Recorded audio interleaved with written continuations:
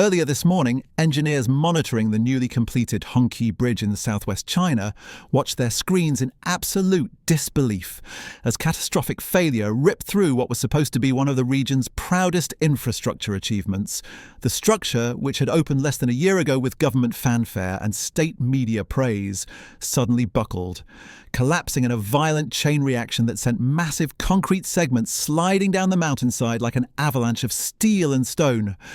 Sirens echoed across Sichuan and Yunnan as emergency teams scrambled toward the disaster zone, fighting through darkness, landslides, and broken roadways.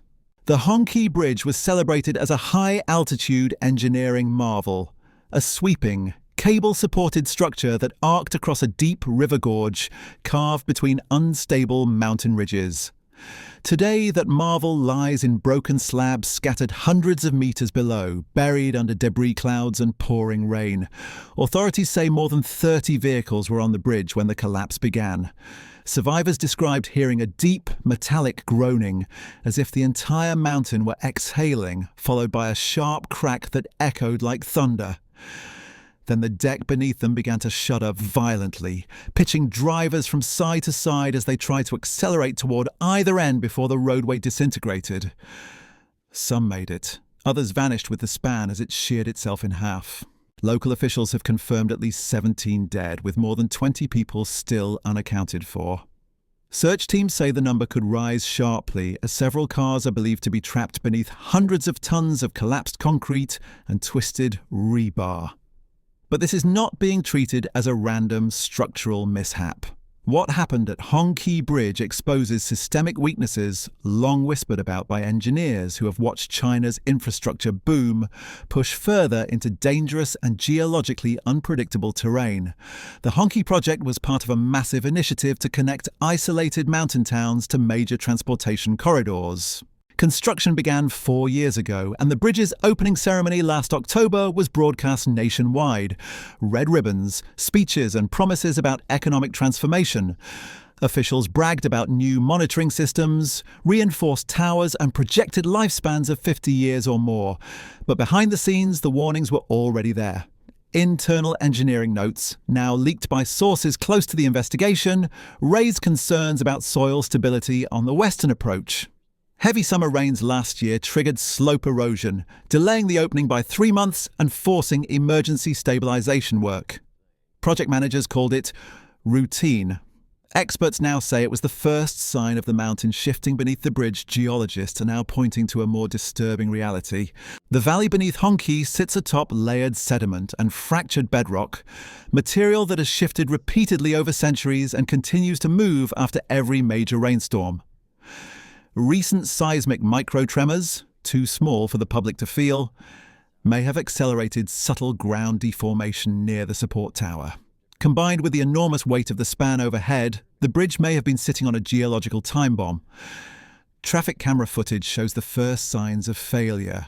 A slight sag in the deck, barely noticeable unless you knew where to look. 30 seconds later, the steel cables holding the main span began to snap in rapid succession, each sounding like a gunshot echoing through the gorge. The entire structure twisted violently, bent at unnatural angles, and then tore free and dropping a 400-meter section straight into the ravine. Dashcam video circulating online captures the terror unfolding in real time. Headlights bouncing, drivers screaming into radios, tires screeching as cars skidded across a roadway, heaving like a ship caught in a storm. The footage cuts abruptly as the roadway fractures beneath the camera. Rescue teams fought for hours just to reach the edge of the debris field. The collapse triggered secondary landslides, sending boulders tumbling across access roads and burying emergency vehicles. Helicopters struggled to maintain stable flight paths due to strong mountain drafts and dense clouds of dust still rising from the crash zone. Power lines were severed, knocking out nearby communication towers and forcing teams to rely on satellite radios. Hospitals across Sichuan activated mass casualty protocols. Survivors arrived with crushed limbs, spinal injuries, internal bleeding, and hypoxia from being trapped beneath dust-choked air pockets. Doctors say several patients survived only because local villagers hiked down the gorge before official crews arrived, pulling injured passengers out by hand while rain turned the soil beneath them into sliding mud. By mid-afternoon, thunderstorms rolled in, the kind this region is infamous for. Sheets of rain pounded the unstable slopes, triggering fresh mud flows that forced rescuers to pull back multiple times. Engineers warned that the remaining support tower on the eastern side was leaning at a dangerous angle, threatening to collapse at any moment.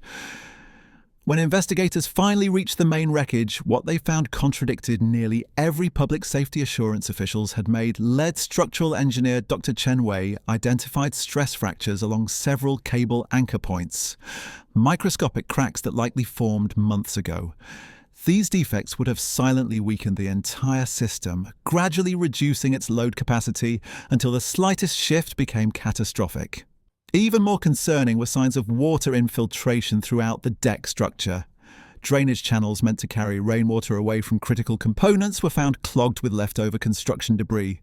Instead of shedding water, the bridge had been absorbing it, slowly rotting the concrete from within. Under the weight of vehicles and the strain of temperature shifts, this trapped moisture would have acted like an accelerant for collapse.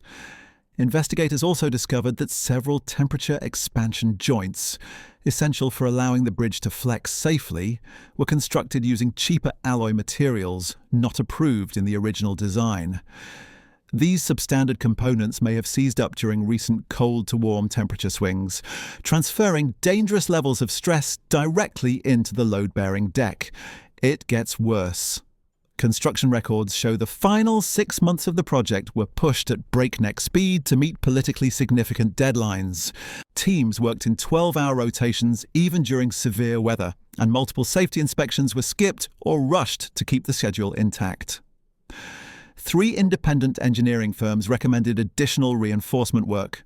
Recommendations reportedly ignored to avoid cost overruns. The human toll continues to rise. Rescuers pulled more bodies from crushed vehicles this morning, and heat-sensing drones have detected possible signs of movement deep beneath the rubble. Whether those signals represent survivors or shifting debris is still unclear. Robotic search units, equipped with cutting tools and night vision cameras, have been deployed into voids too unstable for human entry. International engineering experts from Japan, Germany and the US, have now arrived, calling the collapse one of the most significant structural failures in recent Chinese history. Their early assessments suggest that the Hongqi Bridge disaster will likely force a sweeping review of all major cable-stayed and suspension bridges built in similar terrain over the past decade. Economically, the ripple effects could be enormous. Key transport routes through Western China may face closures for emergency inspections, disrupting freight, tourism, and regional development initiatives. Public trust in infrastructure safety has taken a severe blow, with citizens demanding access to engineering records previously kept confidential. And all of this is happening as meteorologists warn of yet another wave of heavy rainfall in the next 48 hours. Rainfall that could trigger further landslides and bury both rescuers and survivors.